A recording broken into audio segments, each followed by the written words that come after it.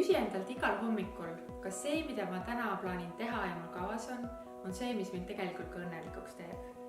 Kas see, mida ma hakkan täna tegema, on see, mida ma teeksin ka siis, kui see oleks mu viimane päev? Jep, keerasin praegu draamaga veidi vinti üle, aga see võib olla hea, et saada pointist aru. Kui vastus on ei, mõnel päeval nädalas või vahel harva, siis see on täiesti okei. Kõigil on selliseid päevi, kus tuleb ette võtta tegevusi, mis päris õnnelikuks ei tee ja mida parema meelega ette ei võtaks.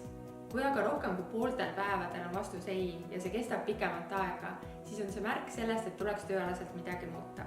See võib olla väike muutus sinu praeguses töös.